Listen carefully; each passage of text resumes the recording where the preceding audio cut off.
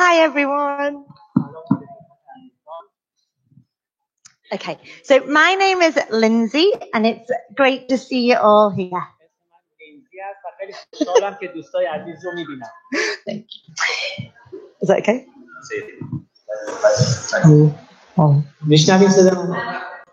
Perfect. Okay, so I came to Glasgow 21 years ago this September.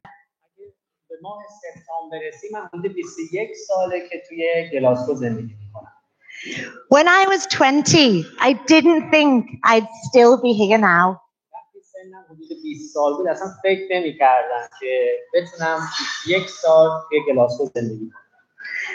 And if you would have told me 5 years ago what was going to happen in the next 5 years, I would never have believed you.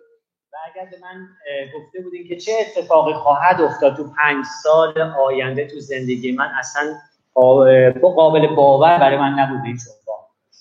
I would never have believed you if you would have told me the box that I now have to tick on forms is widow.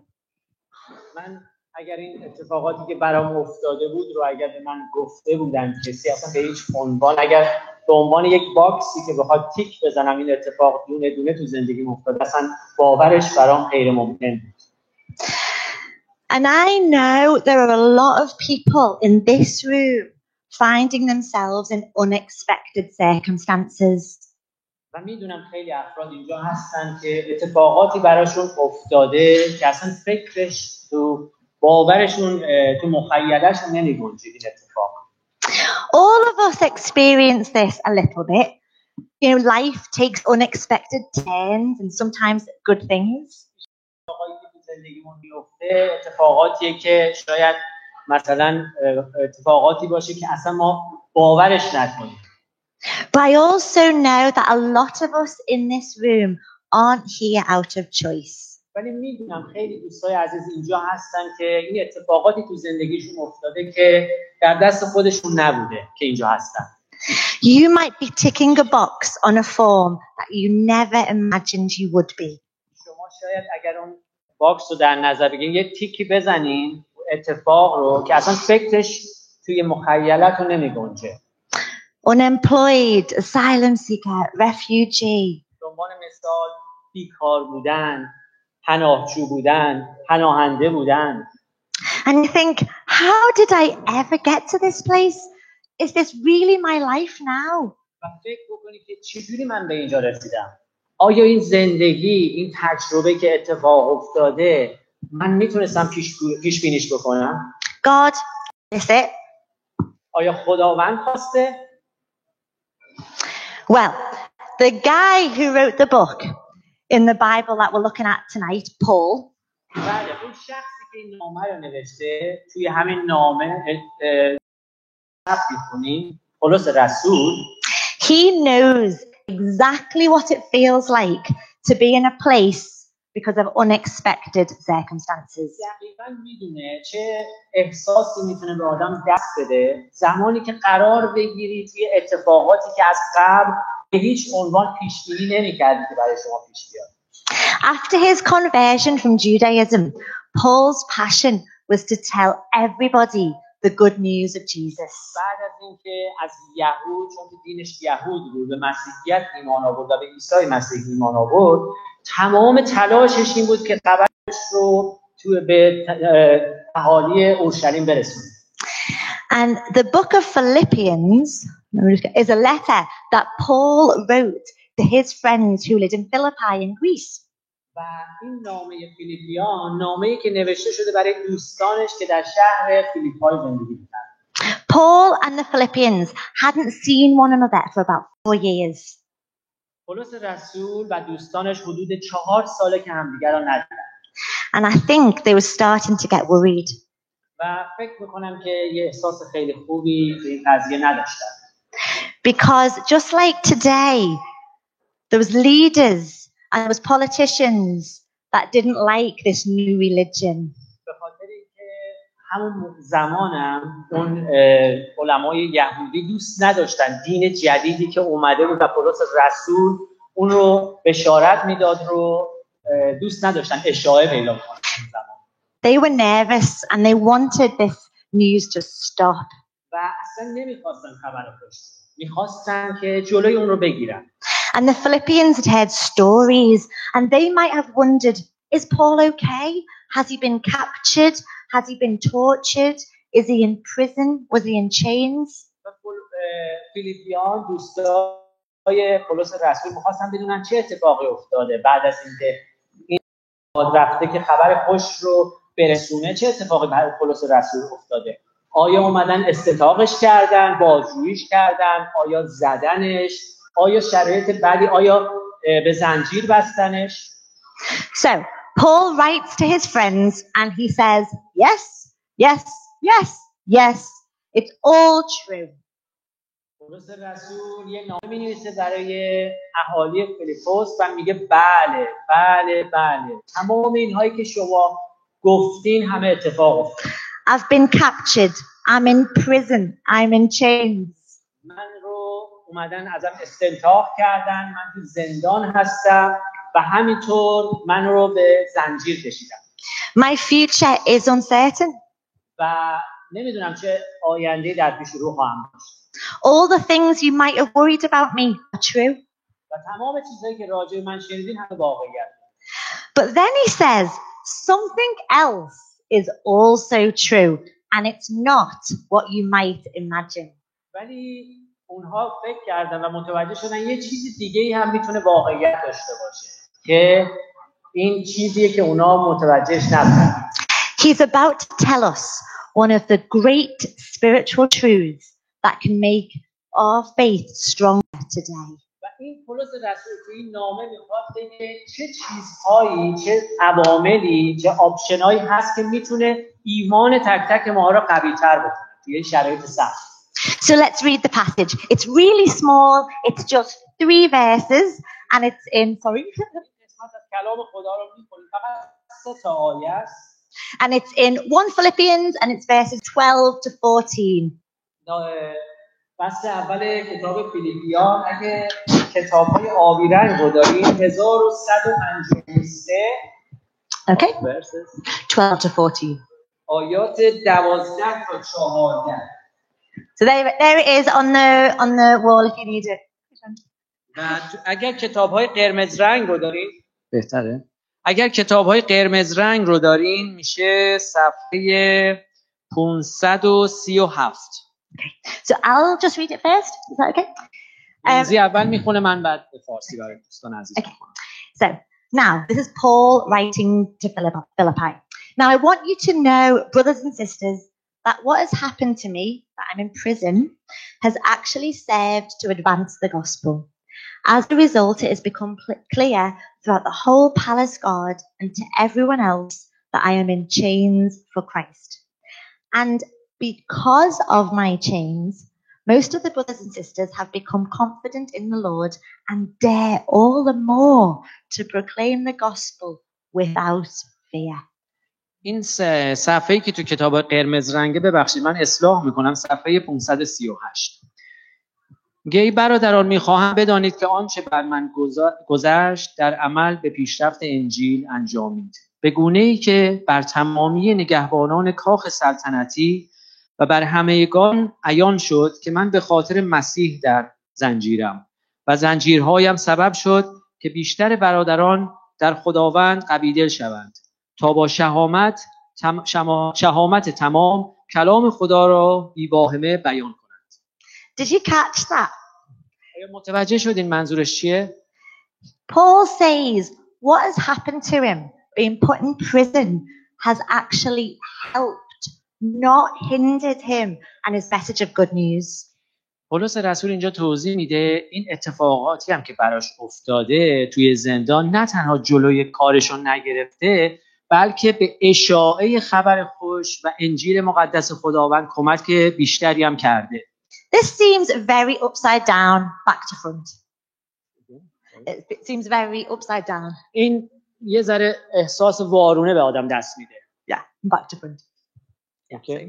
Okay. So we've got to ask, is Paul really saying that our belief in God and others' belief in God can increase because of our difficulties. آیا فکر میکنین با اون شرایطی که برای پل پیش اومده تمام مشکلاتی که برای ما پیش میاد تو زندگی باعث میشه که خبر خوش خداوند بیشتر و بهتر اشاره پیدا بکنه؟ Really saying that when you're at your weakest and most vulnerable, God is right there with you. آیا پولس رسول داره به ما میگه تو اون شرایطی که ما بدترین شرایط هستیم، تو سخت‌ترین شرایط هستیم، آیا خداوند با تمام قدرت در کنار ما خواهد بود؟ And God can use you in your circumstances greater than you can ever imagine. و خداوند میتونه از تمام شرایط به بهترین نحو استفاده بکنه تو هر شرایطی که باشه برای رسوندن پیام خوش و انجیل خوشش. What do you think about that? What do you think about چی that? فکر میکنین راجع به این؟ Do you ever think everything has to be right or good for God to be honored?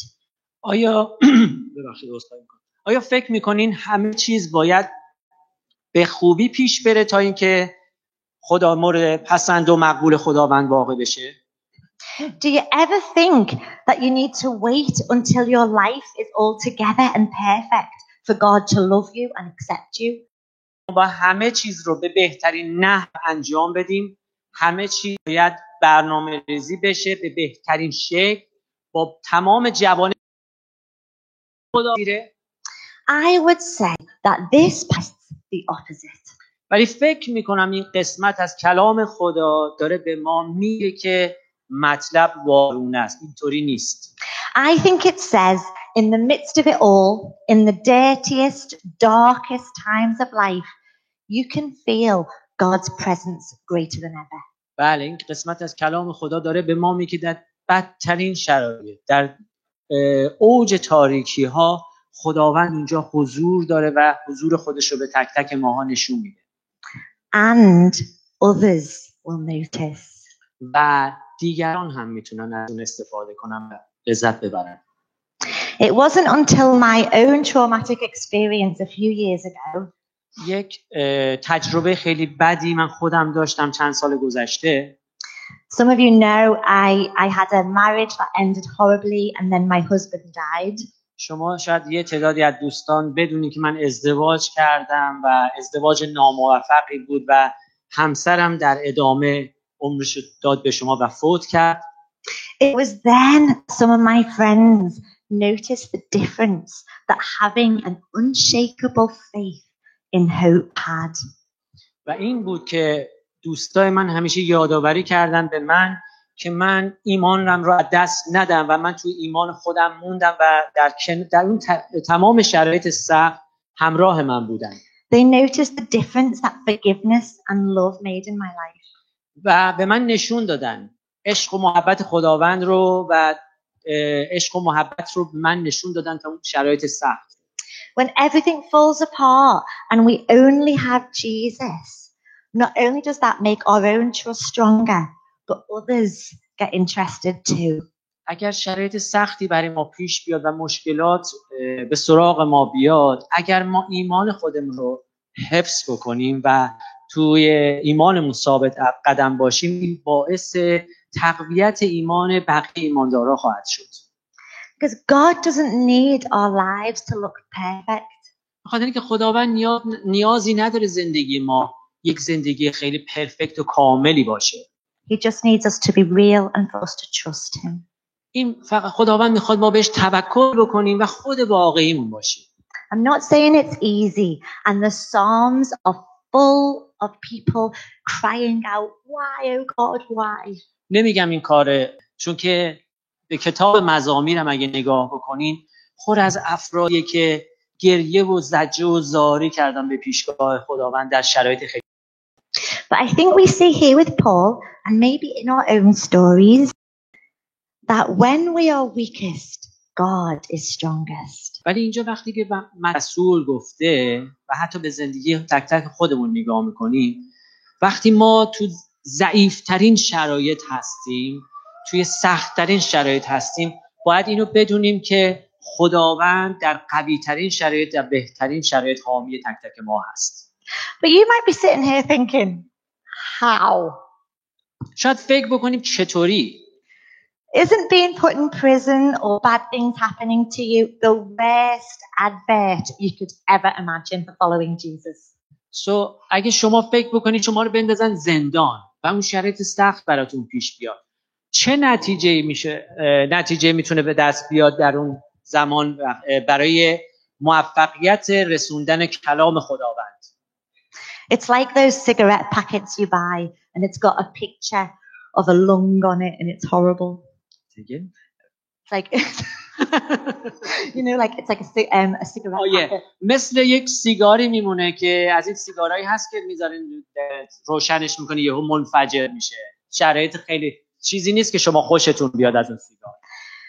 But I mean, what would be so good about it if that's what happens to you?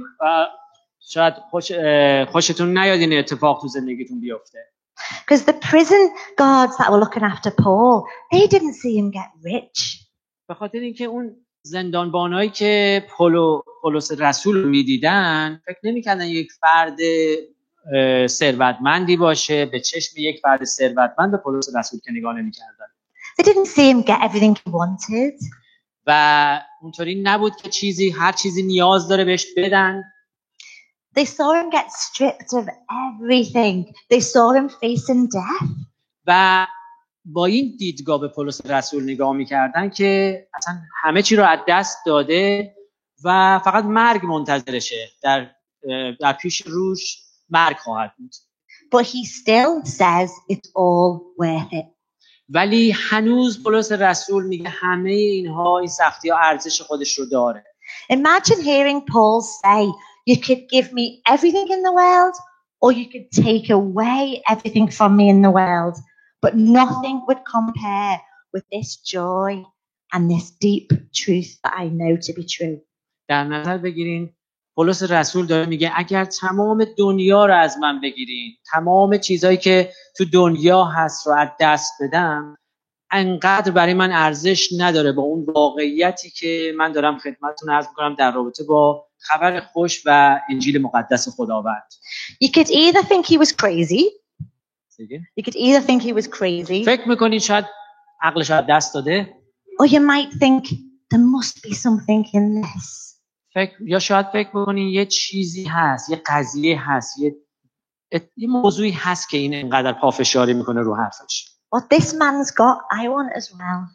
یا دیگران وقتی میبینن میگن که این چیزی که این شادی، این چیزی که این از خداوند، از وجود خداوند تو زندگیش گرفته، منم میخوام اونو کسب بکنم. And in case you're wondering, Paul couldn't have just put on a brave face for a day. He was in prison for about 2 years. تقریبا در نظر بگیرین چقدر با ایمان تونسته وایسه. تقریبا 2 سال زندان بوده و میدونسته امکان داره بکشنش، چونش از دست بده. And so for 2 years, he just got to tell his simple, truthful story. I used to be like this, and now because of God, I'm like this. و توی تمام این مدت 2 سال پولس رسول کارش همین بوده. داستان خیلی ساده رو برای بقیه تعریف می‌کرده.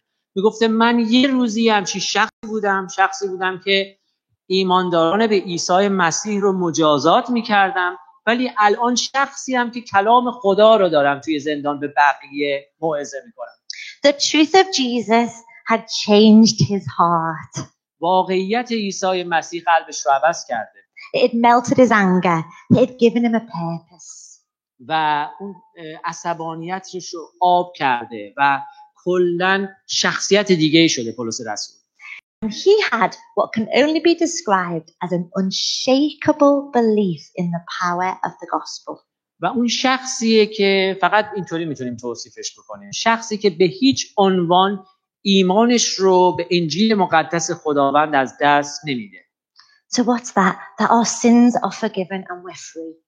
و به همه بگه که تمام گناهانمون با ایمان به عیسی مسیح بخشیده میشه. That God loves us and is for us. و این خبر خوش بخشیده شدن گناهان برای تک تک ما هم هست. That God will work everything out for good and that he is sovereign.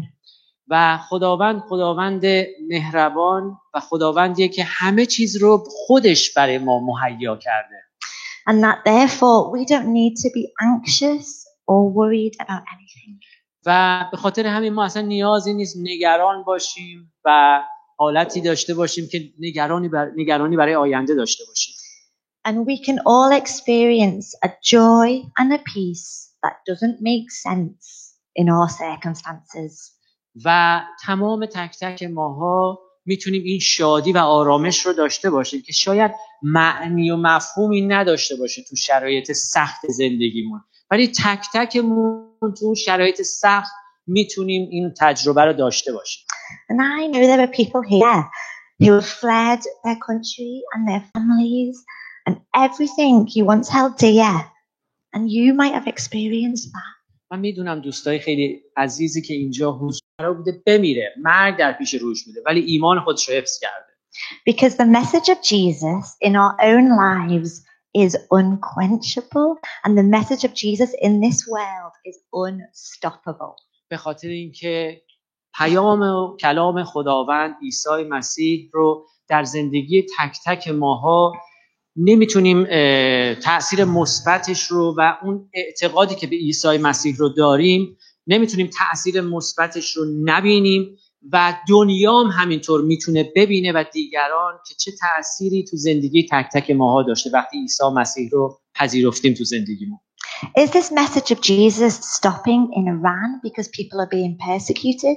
آیا رسوندن کلام خدا در کشور عزیز خودمون ایران استاپ کردن دیگه، مردم این کار رو نمی‌کنن به خاطر اینکه این اتفاقا میفته و مردم دستگیر میشن و این اقدامات میشه؟ No. In fact, the opposite is happening. فکر نمی‌کنم این اتفاق افتاده باشه، بلکه برعکس مردم بیشتر دنبال کلام خدا میرن. Because the good news story is impossible to subdue. به خاطر اینکه اگر It's an impossible story to stop.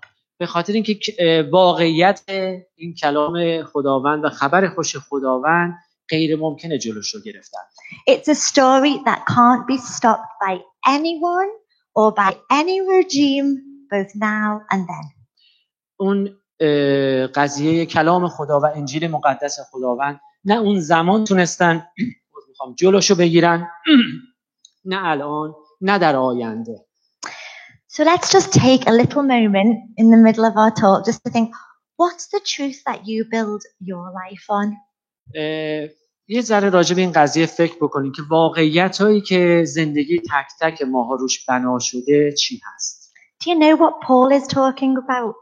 آیا متوجه شدیم منظور پولس رسول تو این قسمت از کلام خدا که داره با ما صحبت میکنه چیه؟ Do you want to know what is this such precious thing that people risk their lives for? آیا میخوایم بدونیم که چرا مردم حتی جونشون رو میدن برای برای کلام خدا و انجیل مقدس خداوند؟ You may never have thought about this before, or you may just be sitting there thinking, I need more of God.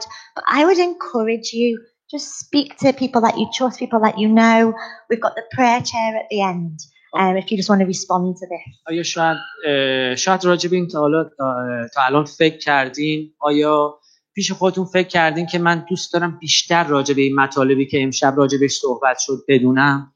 شما رو تشویق میکنیم با دوستایی هستن که اینجا بتونن راهنماتون باشن و کمکتون بکنن و راجع به کلام خدا شما رو راهنمایی کنن. But guess what? There's more. There's more. و بیشتر هم هست. قسمتی دیگه هست که دارم ادامه میدم. Because our God is an over-the-top, generous, imaginative, surprising God. به خاطر اینکه خداوند ما خداوند بخشنده رحمان و خداوندیه که تمام اعتقادات و تمام نیازهایی که ما داریم این خداوند سخاوتمند برآورده میکنه. I've already said that Paul's passion was to tell people about Jesus. قبلا گفتم که تمام تلاش پولس رسول این بود که کلام مقدس خداوند عیسی مسیح رو به دیگران برسونه. And he really wanted to get to Rome. و حتما هم میخواست این کار رو انجام بده توی روم. Rome was the center of the known world, and he thought if he could just get there and preach, that would be amazing. و مرکز اون کشور بود، کشور روم، شهر روم مرکز اون قسمت اون ایالت بود و خیلی تلاشش این بود که بره توی اون شهر، مرکز اون حکومت، کلام و پیام مقدس خداوند، انجیل رو برسونه به همه. But then he gets arrested in Jerusalem. ولی متاسفانه توی اورشلیم دستگیر شد. Oh dear, that's the dream over. ای خدای من، اون خوابایی که دیده بودیم همه رفت. That's the end of that story. A bit like. Say again? A little bit like. آره، دقیقاً آخر این صحبت‌های ما تقریبا شبیه همینه. When Liverpool lost to Barcelona. وقتی که لیورپول باخت به بارسلونا، همین اتفاق افتاد. But we all know that was not the end of the story. ولی یادتون هست که این آخر ماجرا نبود. But the Philippians were probably thinking the dream is over. ولی فیلیپیان شاید فکر میکنن که اون برنامه‌ای که پولس رسول داشت تموم شد دیگه، به همینجا ختم شد. And maybe even in your life right now there might be dreams that you held dear, but there seems to be no way forward. ولی شاید هم تو زندگی ما یه برنامه‌ای برای آیندهمون داشته باشیم که فکر بکنیم خدای من اصلا غیر ممکنه این اتفاق نخواهد افتاد. Some of you might remember when Upper Room used to meet at Wes and Cindy's house. خیلی از دوستان شاید یادشون باشه وقتی که کلیسای آپر روم تشکیل میشد در منزل سیندی عزیز و وزلی عزیز. I loved it. من عاشق اون جلسات تو خونه‌شون بودم. And then we were quite suddenly told by the council we were no longer allowed to meet there. ولی خیلی احساس ناراحت کننده بود که ما دیگه نمیتونیم اونجا پیش هم باشیم و این جلسات اونجا باشه. The dream seemed over. God, what are you going to do now? وقتی این اتفاق افتاد فکر کردیم که اینجا ته ماجراست، ولی خداوند برنامه‌های دیگه برامون داشت. But then Mike chatted to Rehope. و بعدش مایک اومد با کلیسای ریهوب صحبت کرد. And we were able to come here and we've grown and grown. و ما تونستیم بیایم اینجا، جلساتمون اینجا داشته باشیم و بیشتر و بیشتر و بیشتر رشد کنیم. More than we ever could have done in Wes and Cindy's house. خیلی بیشتر از اون جمعیتی که بتونن تو خونه وزلی و سندی جمع بشن. Oftentimes our dreams will come true in ways we couldn't imagine. بعضی موقع بیشتر اوقات اتفاقات تو زندگیمون میفته به اون شکلی که اصلا توی مخیلمون نمیگنجه. So let's get back to this story and Paul. بذاریم برگردیم به اون صحبت‌هایی که پولس رسول داره باهامون میکنه. We know he's writing to the Philippians.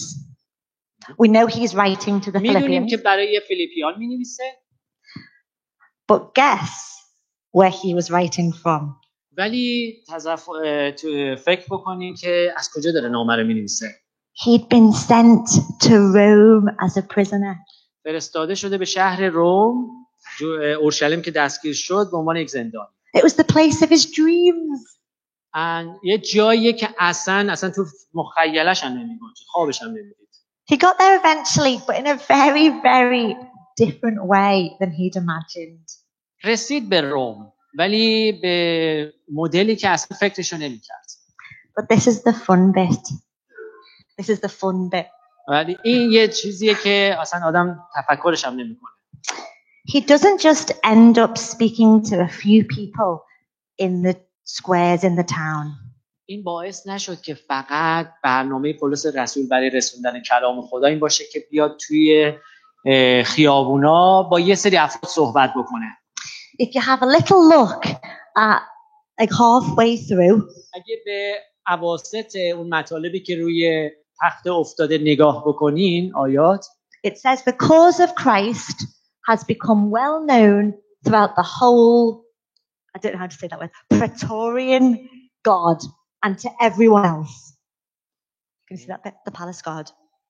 It's verse 13. تا اونجا که تمام اعضای گارد امپراتوری و سایرین نیز می‌دانند که من در خدمت مسیح و به خاطر او زندانی شده‌ام.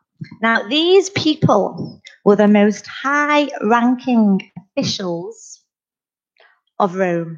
اینها افرادی که همه پولس رو میشناختن اون موقع بالاترین مقام‌های حکومتی رو توی روم داشتن. And Rome was the center of the known world. و تقریبا دنیای جدید اگه در نظر بگیرین روم مرکز دنیای جدید بود. So because Paul was arrested, he had direct access to the most high-ranking officials of the day. به خاطر اینکه دستگیر شد، دسترسی پیدا کرد به بالاترین اشخاص مملکتی که تصمیم گیرای اون موقع در روم بودن. Paul had an opportunity he could never have imagined. پولس رسول شانسی بهش داده شد که اصلا فکرش هم نمی‌کرد. You see, God makes a habit out of not only turning our circumstances around, but blessing us in ways we could never dream of. ببینین خداوند چه جوری کار میکنه تو زندگی ما. یه جوری کار میکنه و برکتش رو تو زندگی ما میذاره و باعث برکت دیگران میشه که اصلا فکرش برای ما غیر ممکنه. And there's a little challenge here too. و همینطور تک تک ماها رو به چالش میکشه. It's so easy and understandable to be ground down by our seemingly hopeless circumstances. خیلی ساده است که ما بشینیم زانوی غم بغل بگیریم توی شرایط خیلی ساده و مشکلات خیلی ساده تو زندگی. But Paul offers us another way. ولی پولس رسول یک مدل دیگه با این قضیه برخورد میکنه. He points us to the truth that there is no circumstance too impossible for God, and that often it's the most impossible circumstances when God can shine the most. و پولس رسول با این اتفاقی که میفته میاد برای ما توضیح میده که تو بدترین شرایط هم کاری که خداوند میخواد انجام بده جلوشو نمیشه گرفت و همینطور خداوند در بدترین شرایطی که میخواد بهترین آموخته ها رو به ما بده. So let's train our hearts to spot them. اجازه بدیم Let's train our hearts to look for these things. قلبمون رو بدیم به این اتفاقاتی که افتاده. Let's be grateful for them and then share them. خوشحال باشیم برای این دوستان و این اتفاقاتی که افتاده تو اون زمان و باعث بشیم که این اتفاقات و این کلام خدا اشاعه پیدا بکنه. Because finally, like we see in the last verse of our passage tonight, همینطوری که به خاطر اینکه در انتها همینطوری که تو آیه آخر متوجه شدیم when we act fearlessly it inspires others. وقتی که ما بدون ترس کلام خدا رو برسونیم این باعث تشویق دیگران میشه و باعث توسعه پیدا کردن کلام خدا میشه. The Christians in Rome at the time looked at Paul and thought, if Paul can do this in chains, then maybe I can too. مسیحی‌ها در همون زمان در روم به این فکر افتادن اگر پولس رسول با اون زنجیرایی که به پاش تو زندان میتونه این کار رو بکنه 100% منم میتونم بکنم که زندانی نیستم بیرون هستم مثلا. Because our stories inspire one another. به خاطر اینکه زندگی تک تک ماها میتونه باعث تشویق دیگران بشه. Can I encourage you and challenge you, if you can and when you're ready, tell your story. میتونم شما رو تشویق بکنم اگر میتونین و هر زمانی که تونستین تواناییشو دارین میتونین داستان زندگی خودتون رو بگین که باعث تشویق دیگران بشه. It will change people's lives. خیلی افراد رو عوض میکنه، زندگی افراد رو تأثیر میذاره، چون که وقتی که ما شیر میکنیم این باعث تشویق بقیه ایمانداران میشه. They are beautiful. Your stories are beautiful. خیلی زیباست. تک تک دوستای عزیز زندگیشون بسیار زیباست. My story is beautiful. Saeed's story is beautiful. زندگی من زیباست. زندگیشون منو میگه زیباست. Sometimes I still feel a little embarrassed of my story. بعضی موقع من یک احساس سرافکندگی میکنم در رابطه با اتفاقاتی که تو زندگیم افتاده. There's a lot of failure, a lot of pain. خیلی درد کشیدم، خیلی وقتا کوتاهی کردم و اشتباه کردم. And sometimes it still feels a bit too sad and a bit too hopeless. بعضی موقع هنوز احساس خیلی خوبی ندارم و احساس ناامیدی میکنم. So my friend made me this t-shirt. دوستای عزیز من که خیلی هم دوستشون دارم این تیشرت رو برای من درست کردن. Because it reminds me that my story is also full of hope and it tells of God's faithfulness. به خاطر اینکه متوجه شدم داستان زندگی من پر از امیده و باعث میشه باعث تشویق بقیه ایمانداران بشه. And how God has answered prayers like I would never have imagined. و همیشه خداوند حضور داشته که حتی در مخیله خود من نمی‌گنجیده. And that I'm a millionaire. و به خاطر همین من الان یه میلیونرم. Sadly,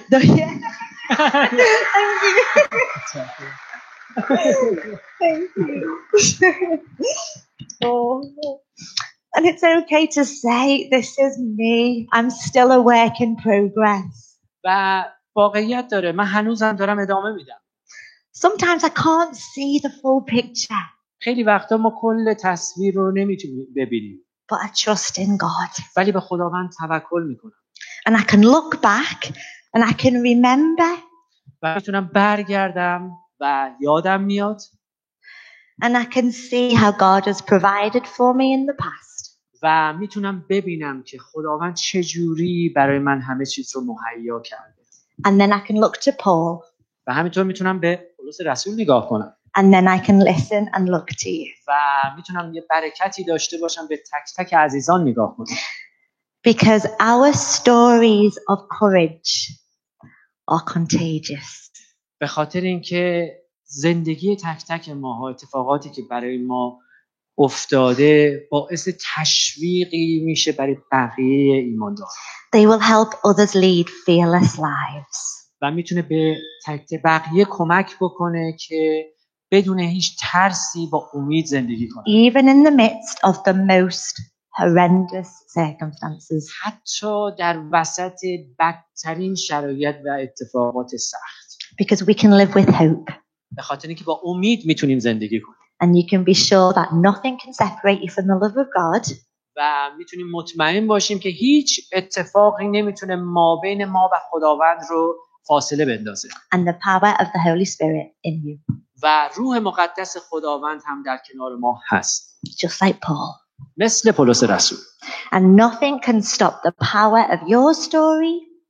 و هیچ چیزی نمیتونه جلوی قدرت زندگی و اتفاقاتی که تو زندگی شما افتاده رو بگیره. And the power of the story of the good news of Jesus. و قدرت داستان خبر خوش عیسی مسیح. Now and forever it's unstoppable. الان و تا ابد بدون استاپ به مسیر خودش ادامه خواهد داد. And that's the end. و این انتهای صحبتام. I'm just gonna like pause and pray.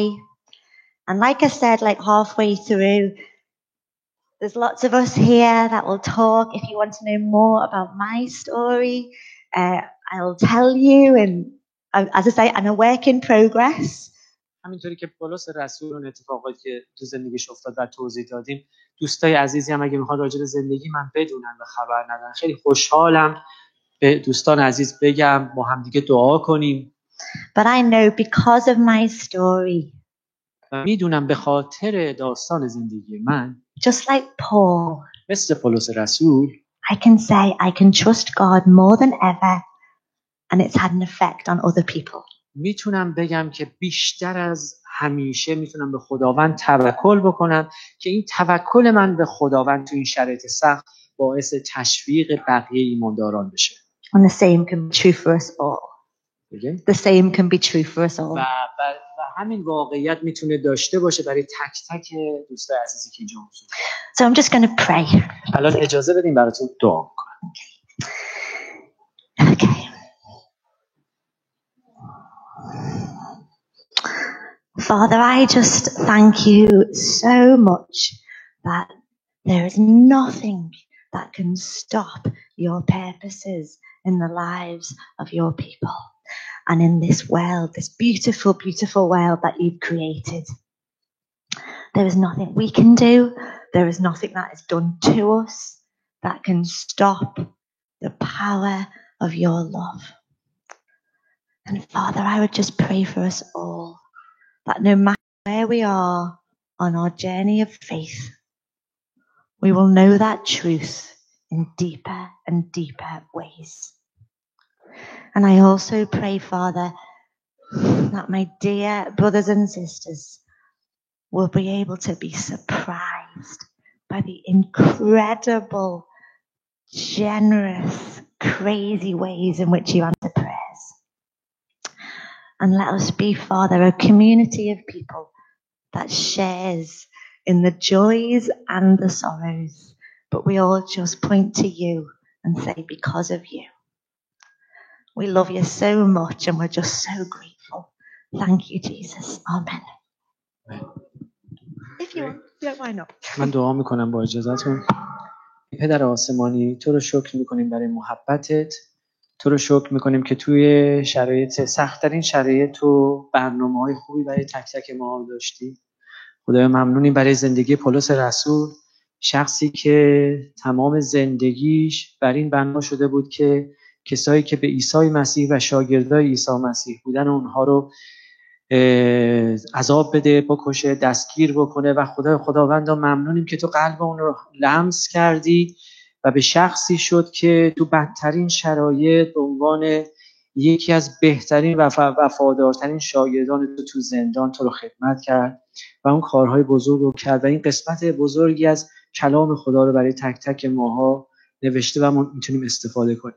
خدای خیر و برکت و آرامش رو برای تک تک عزیزان، دوستای عزیزی که اینجا هستن رو میخوام و امیدوارم که همینطور که توی شرایط سخت به تک تک ماها آموزش میدی، خداوندا ما به تمام اتفاقاتی که توی زندگیمون میفته به شکل انسانی نگاه میکنیم، ولی تو خداوندی و برنامه‌های خداوندی تو زندگیمون داری. ممنونیم و امیدواریم خیر و برکت و آرامش و تمام نیازهای دنیوی و تمام نیازهایی که تک تک اعضایی که اینجا هستن رو به حضورت میارم و به اسم پسرت عیسی مسیح ازت میخوام. ممنونیم برای لینزی عزیز و برای خیر و برکتی که تو این چند سال گذشته من ازش دیدم و دیدم که همیشه تو سخت‌ترین شرایط خود من توی عروسیش بودم و توی اون شرایط رفتیم و دیدیم با چه شادی و اون داستانی که برای من خود من وقتی شوکه شدم وقتی فهمیدم چه اتفاقاتی افتاد که نتونست زندگیشو ادامه بده. خداوند ممنونیم که اون ادامه داد و اینجا هست و ممنونیم برای تک تک خواهرها و برادرها و امیدواریم که بتونیم برای همدیگه الگو و نمونه خوبی از عیسی مسیح باشیم. در نام پسر عزیز عیسی ناصری با شکرگزاری Thank you. And now, drum roll please, it's Corner Subsy time!